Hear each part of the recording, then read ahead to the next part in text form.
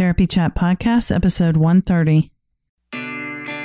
This is the Therapy Chat Podcast with Laura Reagan, LCSW-C. The information shared in this podcast is not a substitute for seeking help from a licensed mental health professional. And now, here's your host, Laura Reagan, LCSW-C.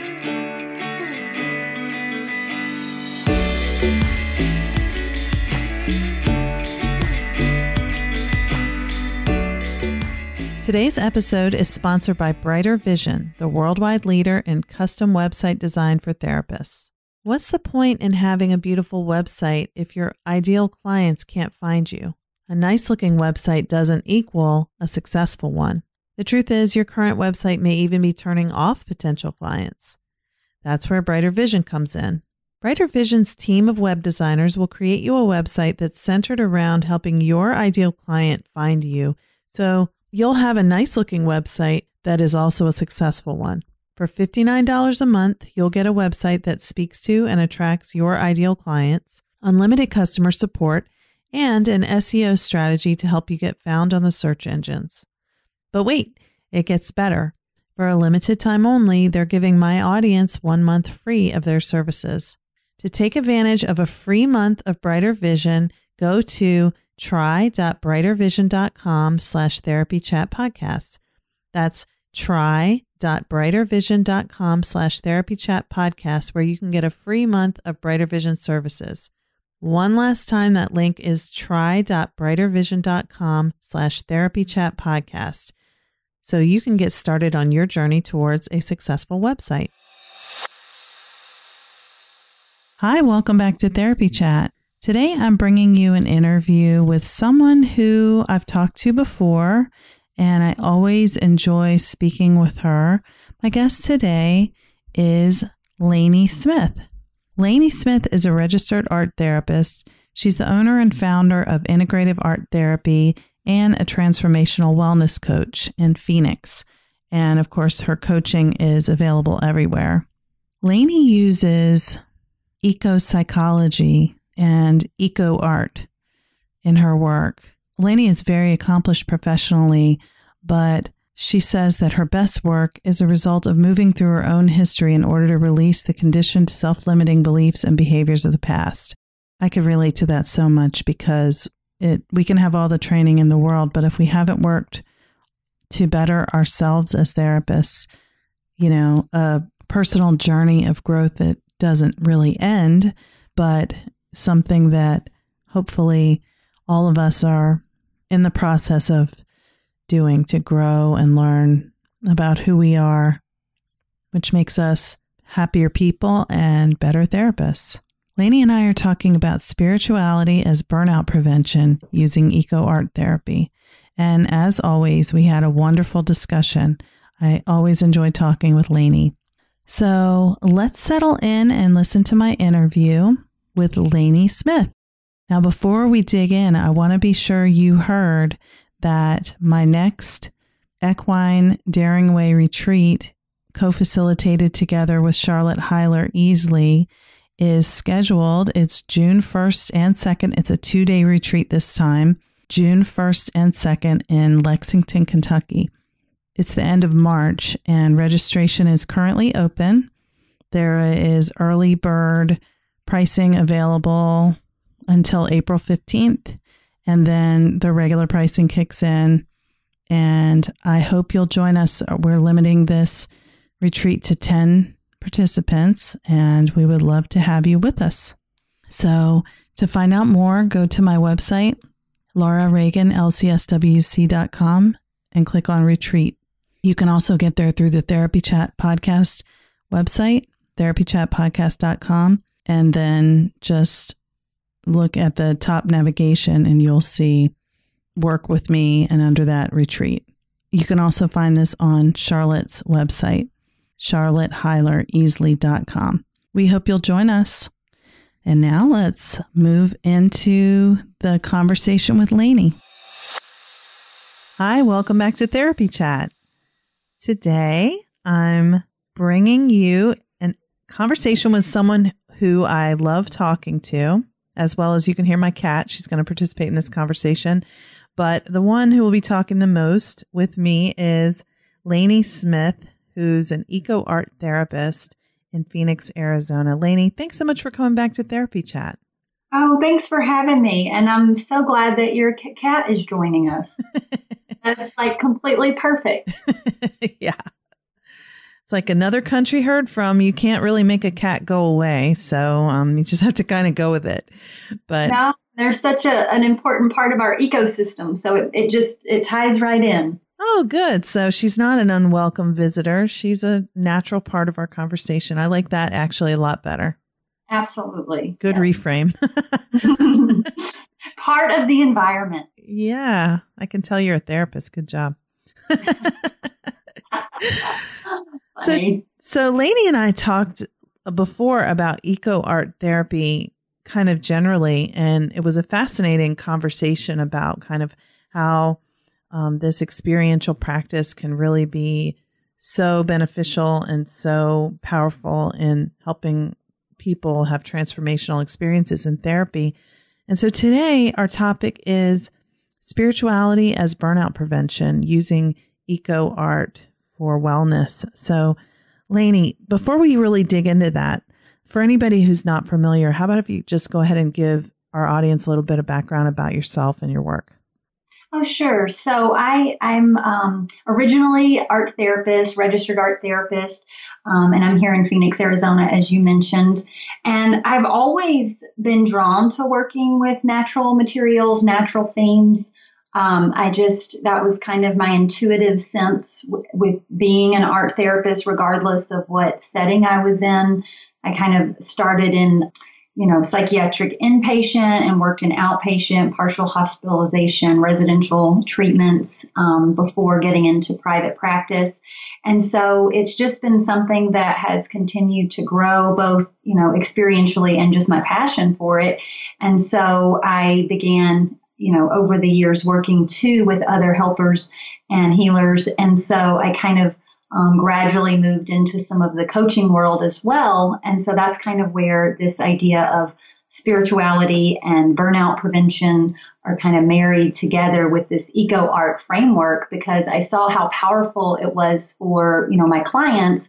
And then, as you know, we're humans too. So it was equally as powerful, for helping professionals. Yeah. And the subject of self-care for helping professionals, I mean, self-care is important for everyone, but for people who help other people for a living, it can be a life or death thing. Yeah, I couldn't agree more. I mean, caregiver stress, compassion fatigue, burnout, all of those vicarious trauma, they are real. And I've kind of had my own history and experience with those that kind of fueled my passion for making sure that other people, whether they were, colleagues in my community or contractors in my group practice, or even clients that came, as therapists to therapy, I just saw how important this piece was for myself and other people to actually be effective.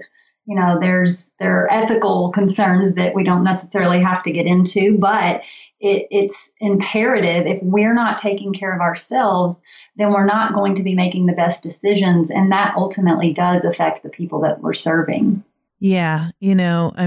We owe it to ourselves to take care of ourselves. But if we won't put taking care of ourselves as a good enough reason to practice self-care and to address the effects of exposure to trauma through work, then we need to at least recognize that we can do harm as helping professionals if we're not well, and it's not a shame thing. It's just a fact. I mean, we've all seen burned out professionals who are doing harm, and nobody wants to be like that. And those people didn't want to be like that either. They just got that way because they neglected themselves so severely, probably for good reason, that, they kind of lose who they are.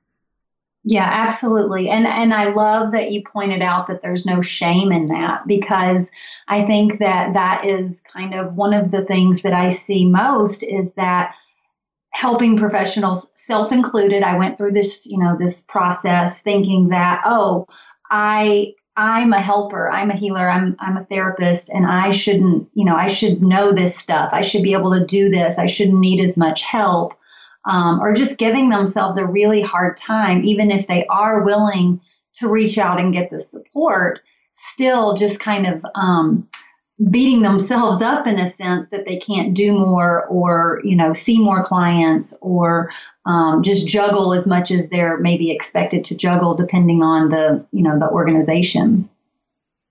Right. Exactly. And there's so many factors that play a role in how we can become burned out. But do you want to share anything about your own experience? Because I know you've had some really intense work settings that you've worked in that would be certainly cause a lot of exposure to trauma. We all are exposed to trauma in our work, but some settings really have more intensity than others. Yeah, absolutely. It's interesting. I've kind of always been the type of person as an artist and creative that likes to dive into things. And in some ways, that's a really great strength. And at other times I've seen where, wow, maybe I could have thought through this a little more. And so, I think that I'm always like anyone on that continuum. And my career actually began with that diving in that I talked about. And so even before my experience began with, art therapy in graduate school and official professional training, I was exploring art therapy as someone who wanted to potentially pursue it. And so I applied for an opportunity to work abroad where I was a student researcher, and I was really wearing an artist hat, not an art therapist hat. And so I was doing more of an art education process and role within some research to look at the efficacy of art therapy with war-affected youth. And so I was in Uganda for a summer and then eventually went back for another summer as a site supervisor. And they wanted, me to kind of continue this project.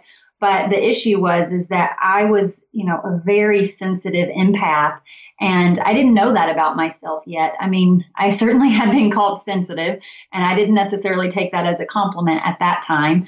And the issue was that I just wasn't prepared, for the things that I was going to see and experience. And there were still parts of my own history that just had not quite been sorted out completely, and I hadn't had formal trauma therapy, so to speak. And so the therapy that I had done, it was more a little, I would say, of the Band-Aid nature, and it didn't necessarily get into full trauma resolution. And so as a result, that really set me up, to be somewhat vulnerable in those conditions. And so my career really started out with this experience of vicarious trauma, and it informed all of my experience moving forward because I really wanted to make that a focus of my attention in graduate school, in my thesis, looking at, the role that self-care would play and really what was vicarious trauma, because that was a foreign term to me at that time. And so I just had a lot to learn in terms of how to really take the best care of myself in order to continue doing this work, for the long game. Yeah, that's the key. We want to be in this as a career. We don't want to be like a spectacular shooting star, dazzling for 5 years and then fizzling away and disappearing. Right. Or worse, living the remaining parts of your life, the remaining years of your life, miserable. Yeah. Yeah. I mean, I think that there's a lot to be said to taking really, really great care of yourself so that you can show up in the best version of yourself possible. And I can't tell you how many times and how often I hear, feeling selfish and feeling guilty for taking time off or taking care of yourself. And really, those are things that just need to be examined because ultimately they usually come from core beliefs, and those usually come from, familial patterns. And there's a lot of factors. I mean, part of it being the culture or the climate of the organization or wherever you may be working, there's a culture. So some of it is, environmental and cultural, but then there's also the familial piece. And so just really making sure that you are mindful enough to be looking at those things and how, when those feelings arise, that you're not necessarily taking those for truth, that you're really staying connected, to your body and the present moment to really test that, because it just doesn't make any sense if you truly pull it apart and look at it, from like a mature adult perspective. There's no way that we would think it's selfish or that we should somehow be ashamed of taking care of ourselves. I mean, that just, it almost makes, it becomes a little bit comical if you think about it from like a really grounded place. It sounds, trying to think of the word. It almost sounds like absurd. Ludicrous. That's the perfect word. Yeah. It's like ludicrous because when you're looking at it from like a bird's eye view, you can see that that's an emotional response that you're having, and it doesn't necessarily fit the actual circumstance. Yeah. I mean, I love what you said. I love that you said that, because just to sort of summarize some of the finer points that you just mentioned, you mentioned in your own experience in Uganda, which, in immersing oneself in an environment affected by war is something that I think it would be almost impossible to prepare for anyway. But when you bring your own prior trauma history, that, let's face it, most people who go into the helping professionals have some family of origin story that relates to being very responsible for taking care of other people. And, that is a type of trauma when that happens in childhood. And so, put that family history together with, a sensitive nature, which again, people who want to help and care about others are sensitive, Absolutely. And isn't it beautiful to get to the place where you can actually see the strength in that, and hindsight's always a much, much more pleasant place to be than when you're actually in it, of course. But yeah, I think, we talked about that once, I think when I was here before, where there's, we do tend to get into this profession for a reason. And that's not anything to be ashamed of, but it's that, we're helping other people to help ourselves, and we're helping ourselves to help other people. And that really is where the kind of the spirituality piece comes in, and the eco art piece comes in, because when we can see ourselves as connected to everything, and we really acknowledge this separation is actually an illusion, then there is no shame in having your own struggle, with self-care as a helping professional. And there is no shame in needing other people to really support you and help you see the areas that you maybe can't see for yourself. Absolutely. So beautiful. Thank you for saying that too, about how we're all connected. It's so true. And I would love if you could just go there a little bit more about how you see spirituality, because I think, I know for me, and I may have talked about this before too, but for me, it was a confusing word because I didn't understand the difference between spirituality and religion until I got in touch with my own spirituality. And I was like, oh, there is a thing that was missing, but I never knew it was missing. But now that I have it, I realize how I didn't have it before, or couldn't access it. That was my connection with myself, my spirituality. And, I think that we're in such a heady culture that it can be really an unfamiliar concept for people. So I'd love for you to just talk a little bit more in depth about what that even means to you and how it fits. Yeah, absolutely. I'll just say right off that I too had a difficult, I think it's a charged word in general. I'll say for myself, because I grew up in Mississippi and was in Tennessee for 10 years. And so I had this context of kind of the Bible Belt. And so spirituality. Same, being from Virginia, same thing. Yeah, so you get it. And yeah. I'm sure most people do when there is religious, connotation or context to spirituality, that gets really confusing. So for me, it really, having dabbled in a buffet of religions before I finally kind of stepped into just wanting something that was, I guess, less rigid or less structured, I decided, to kind of explore different things. And so I will say that I've always been somewhat interested in those things, like even early on, high school or so, looking at, Taoism and Buddhism, and those things just really I found fascinating and curious. And so I had a little bit of that, but still carrying the religious background that I had.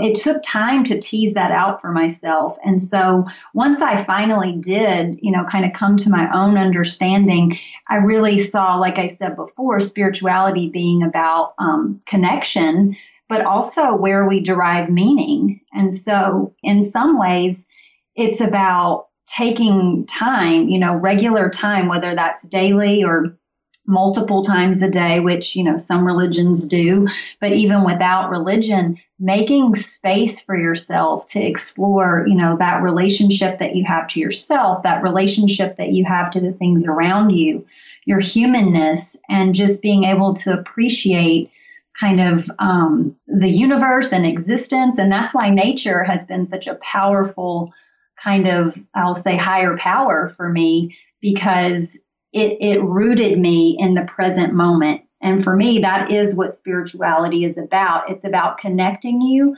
to the here and now so that you can really experience life. And so there's that creative flow that comes with being in the present moment. So that has been, kind of another piece of spirituality. A lot of people think of creativity and spirituality as kind of being synonymous in a way. And so really, there's a really great kind of quote that I have, if it's okay for me to read. Please. I kind of keep it handy. It's Claudia Black, kind of in the, you're familiar with Claudia Black, so I'll just read there. Practicing spirituality is taking time daily to honor the humanness of others and oneself, to appreciate the universe, and to give and share with others. Selfless service in a spiritual practice, and it must be differentiated from the guilty need to rescue. Selfless service or service from the self is born of compassion, and it is not performed out of its server's need. For in spiritual practice, what is offered to others is given freely and spontaneously. And she goes on to speak about kind of heart-centered service and, the capacity to accept love and give love. And that really is what spirituality means in my world. And it's kind of what I help people connect to, that their spirituality can come in all different forms and have all different names. And really part of the eco art is putting them in touch with those senses and sensations that bring them to the present moment, so they can kind of define their own spirituality aside from maybe any past programming or influences. Wow. Yeah. Oh man. I mean, I love talking to you. You're just so interesting. Did I just what do they say? Verbal vomit? No.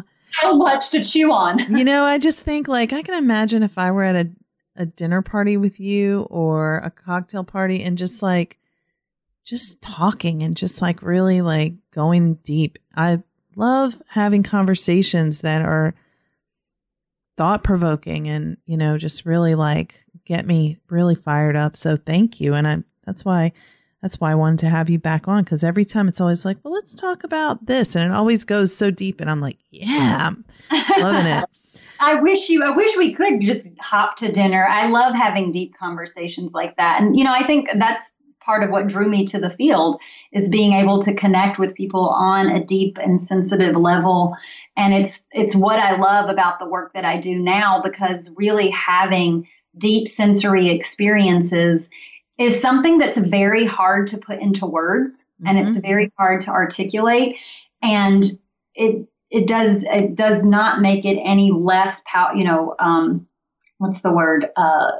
intelligent in a sense, like our sensory intelligence is so powerful and beyond words, because it really is that innate sense of knowing that sometimes can be incredibly hard to articulate. And we happen to live in a culture that is very, analytical and cognitive and linear at times. And so connecting people to that part of them that is equally valuable so that they can have, and I know you appreciate this from a trauma perspective, that mind-body integration really does give them that whole experience. Yeah. Yeah. And, when you do connect with them, where you feel your mind and body are integrated, and I would probably be lying if I said that I've got that fully worked out, because I'm always working on my own personal growth and healing too. But, when you have those moments when you're really connected within your inner wisdom, I say, it's like you just feel like you know and understand things in such a different way that's so open and curious, but also that's where the wisdom is. It's like what makes it wisdom is that you can kind of see the whole picture. Yeah. And it's the difference between being like in your fear-based kind of ego-driven stress mode where you have to worry about outcomes versus fixing and figuring it out and forcing and controlling. Yeah. Versus allowing. When you're trying to force and control and fix things, there's very much kind of the opposite of being connected to your higher power, connected to your highest self, or being in the present moment, because it's this fear that things are not going to turn out the way you want. And that attachment to the way we want things to go is not a spiritual experience. It's very much thinking about the kind of individual self versus the greater whole. Yeah. Yeah. Funny that you said attachment, because of course attachment has two meanings. The attachment that I often talk about on this podcast about, our attachment in development during childhood and throughout our lives with caregivers and people we love and connect with. That type of attachment influences how much we're able to let go of attachment to controlling what's going to happen and to knowing and to attachment to the outcome of what happens next, what this means, what I should do, Absolutely. Yeah. And I think that there's space for both, right? That, like you said, they go hand in hand. And so kind of more of the Buddhist mindful non-attachment is very much supported by having people in your life that you trust, that you can, be yourself with, and that you can depend, to be there when you need them. And creating that community is also a part of spirituality, having strong connections in your life, ones that you trust, is very much, again, this idea of spirituality comes in so many different forms. And so it really is very individual, where we can identify what works for us, what gives us meaning, what allows us to feel connected, and what allows us to really trust more than we've been able to trust before, because that's the piece that we want to practice. I mentioned having that kind of daily time or space to honor both yourself and those around you. It's like once you kind of find what works for you, which obviously for me was the art and nature combined, making that a regular practice is not only good for you, but then it's a trickle down effect. We were talking about how it's the opposite of selfish, and that there's really kind of ludicrous to feel guilty about that when we can really carve that time and space regularly for ourselves, then there is this opportunity for deeper connection. Yeah, it beautifully comes around to what you just were sharing in that Claudia Black quote, because if you take time for yourself and you are compassionate towards yourself, that the space opens up that you naturally have more to give to others, versus what you said in her quote was the service is not performed from the other's need. So when we are doing it because we need to help people so we can feel okay, that's that that's that like a child who, had to take care of their parents' emotional needs so that the child could have their own emotional needs met in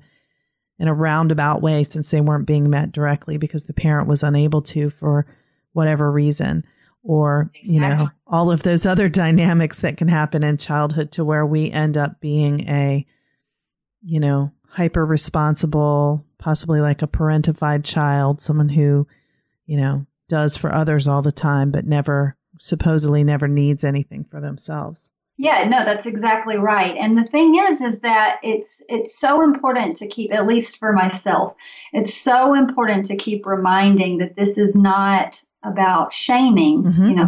We talk about how these patterns get acted out. It's not to shame. It's to bring light and awareness so that when we are mindfully paying attention, we can see these patterns and we can see how things are playing out, so that we have greater choice and greater power not to stay in this victim role or this victim mentality that says, well, I can't take care of myself. I'm stuck in this situation, or, I don't have options. I'm there's just so many stories that can come out of that.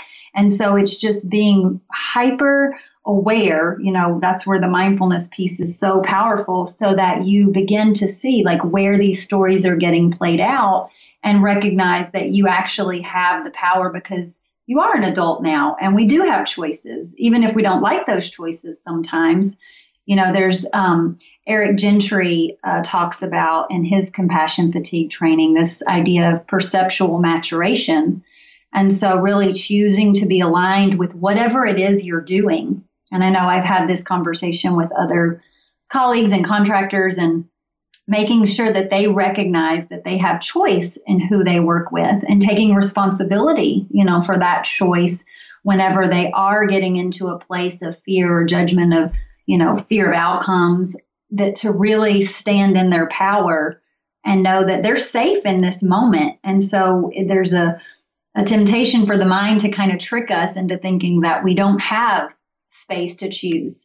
So it's really important to remember, whether you're working for someone else or you're working for yourself, it's being really intentional, and remembering why you do the work you do. So true. And again, I will reiterate what you said about the shaming. I don't mean that there is any shame if you have that family of origin story. I want you to notice how it plays out now, so that you can basically take care of that part of yourself that maybe didn't get the needs met back then, so that now you can make the decisions for yourself as a compassionate parent would, and say, it's time for you to take a break. You've been working enough. You need rest now. You said that so beautifully. And that is the perceptual maturation that I was talking about. When we get to a place where we can hold the parts of ourselves that, want to overwork for approval, or want to overwork for control, or security. It's like also having that part of yourself that can recognize that you actually are safe and it is okay to take a break. And for me, that was always getting outside and making space for creativity and doing the things that, my little inner child would want to do, and not giving her a hard time about that. Yeah. Her wants and needs matter. Absolutely. So this has been so far a really lovely conversation. I'm so much enjoying listening to what you have to say. And I want to give you a chance to talk more about how eco art fits in with this concept of using spirituality as burnout prevention. Yeah, I think, the eco art piece is it's almost just a spiritual process in and of itself, because it is bridging this idea of art and nature, and it's giving space for personal expression, and it's giving space for connecting to yourself on a deep sensory level. And there's no, kind of right or wrong way to do it. Of course, there's all the the ideas that you have to be an artist or I'm not a creative. And really, I love to remind people that there's all forms of creativity, being the best artist or, being technical and having skill in that way. It's really about allowing yourself to connect deeply with sensory intelligence. We use our minds so much in our modern world, and that takes a real toll on our, prefrontal cortex and just using that part of our brain that is task oriented and problem solving and agenda focused.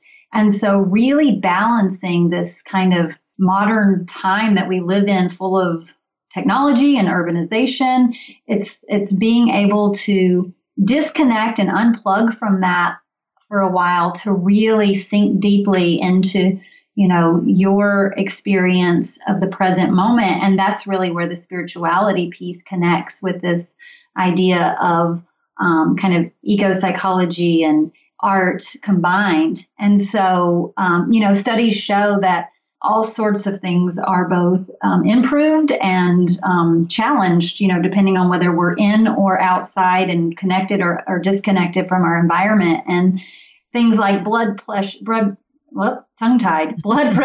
and pulse rate and cortisol and depression and anxiety, all of those things are reduced just by connecting to the natural world. Because, if you think about how we've evolved, our natural habitat has been very important, and it hasn't been until more modern times that we are removed from that. And so luckily, research is also showing that, creativity and focus and mood and all of those things are improved by reconnecting with the natural world. So, there are so many benefits and in terms of natural healing and just creativity development. And all of those pieces really are key for burnout prevention and reversing burnout, because it truly is this just holistic self-care, being able to step away from maybe the taskmaster that lives within us and just carve space and time to connect.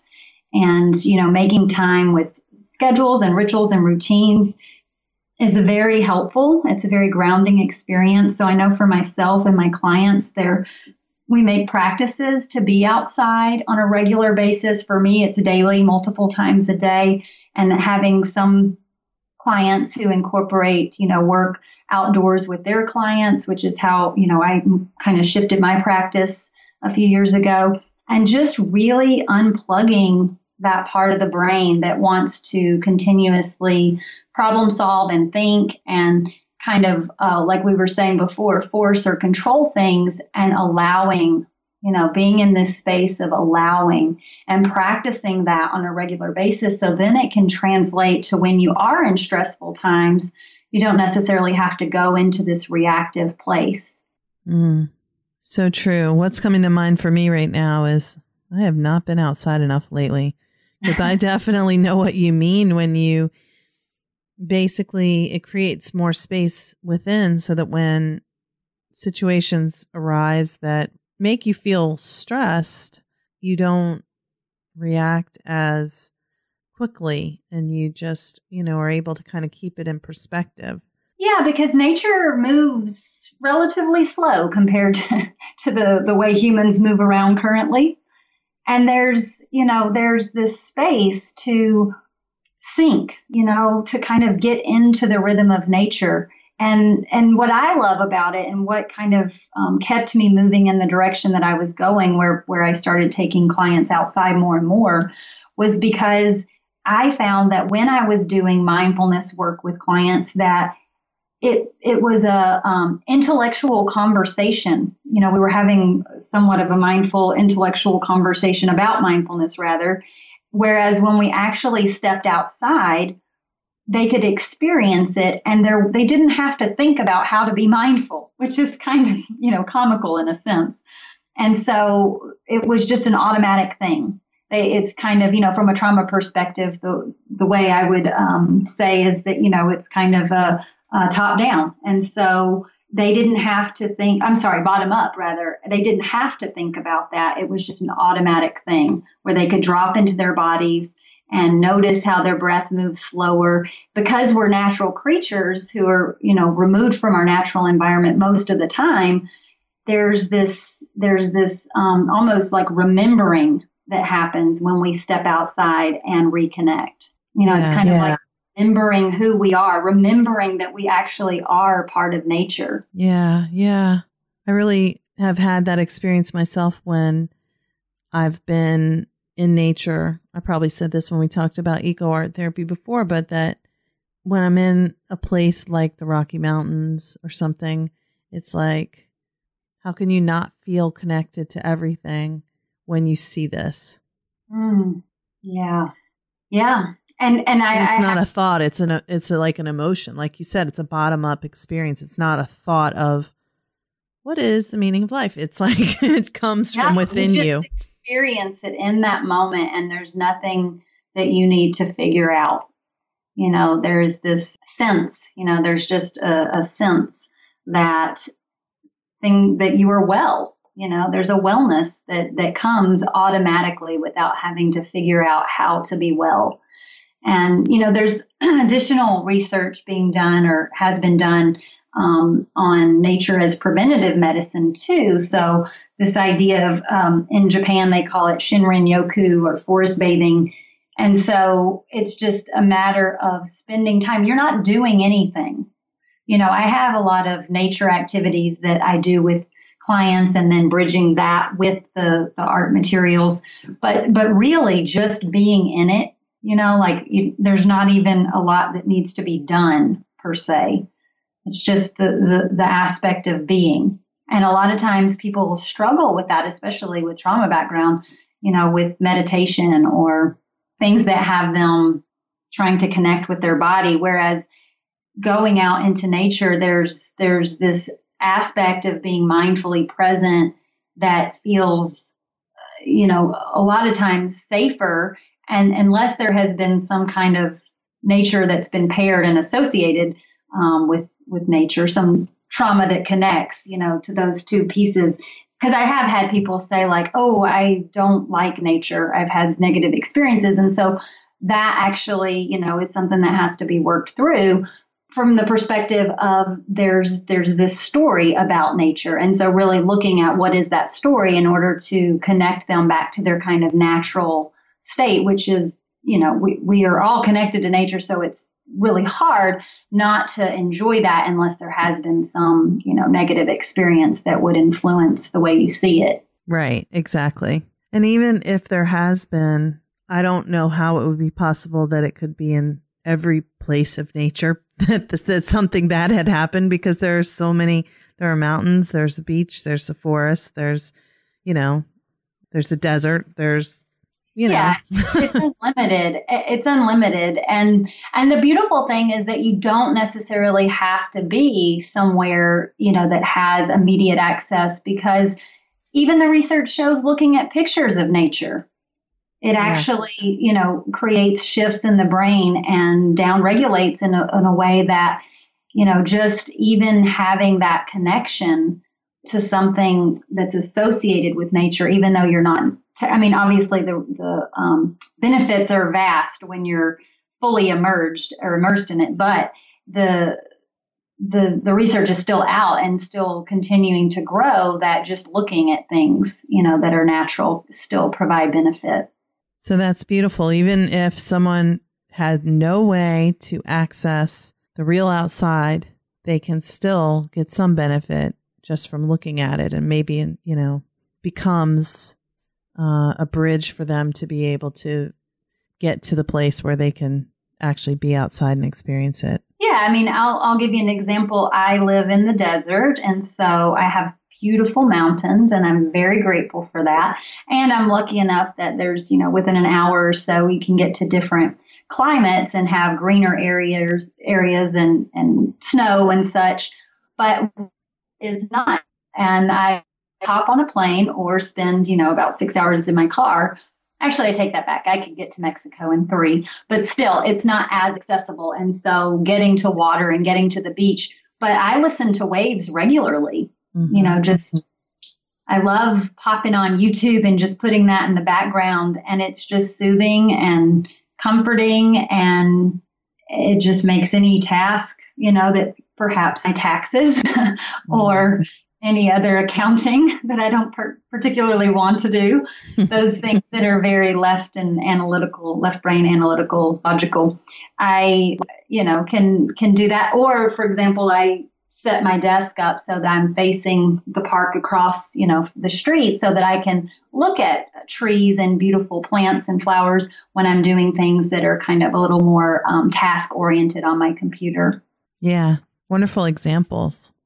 So what would you suggest to someone who's listening who wants to tap into this concept of being able to use eco art for connecting with their spirituality and helping them prevent burnout as a helping professional, or just, for generally people who want to connect to more self-care using these concepts? What would you suggest for them?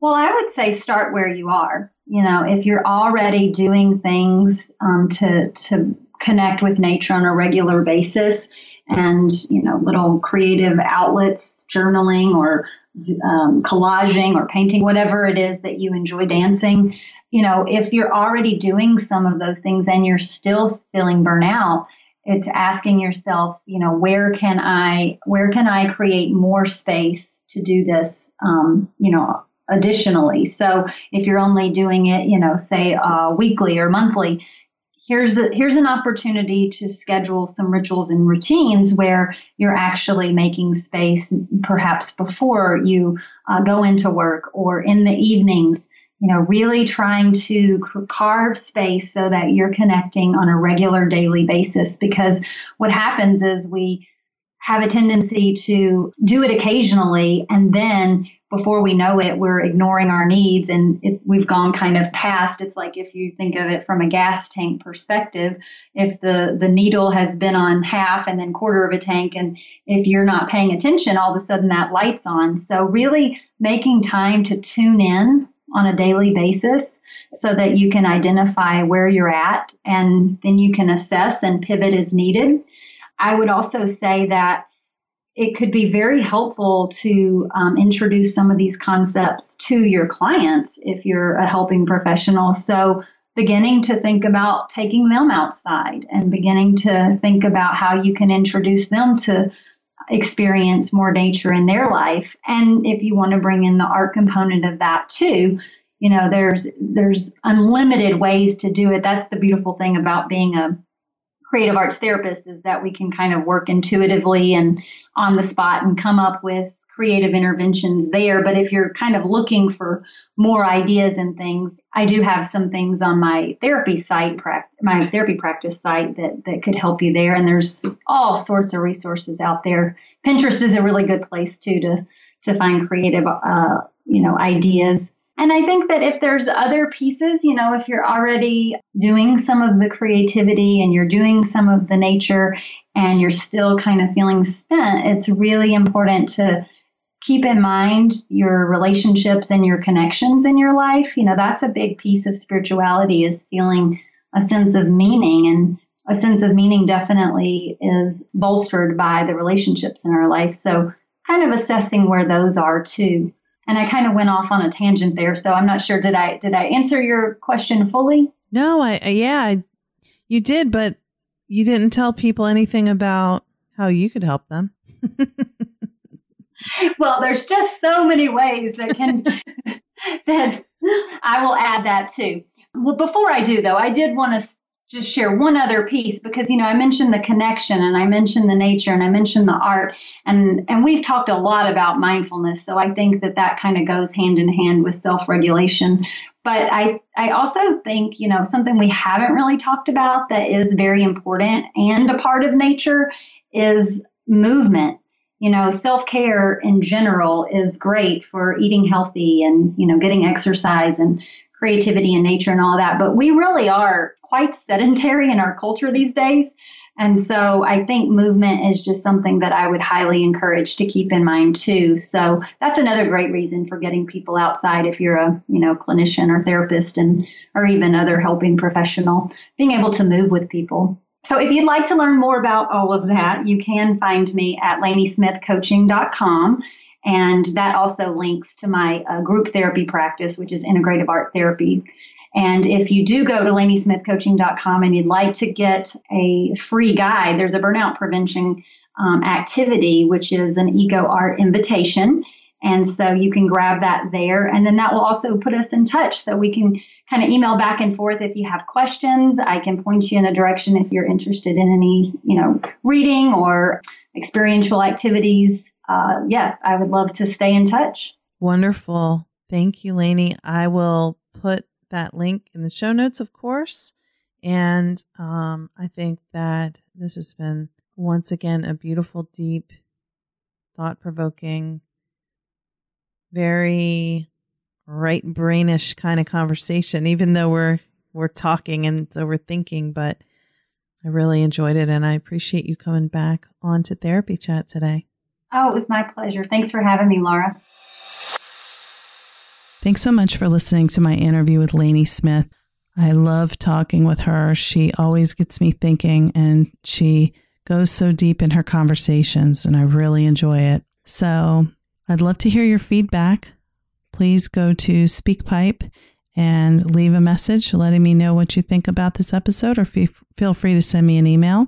You can use the Contact Me section on my website, therapychatpodcast.com. Until next time, thanks for listening to Therapy Chat.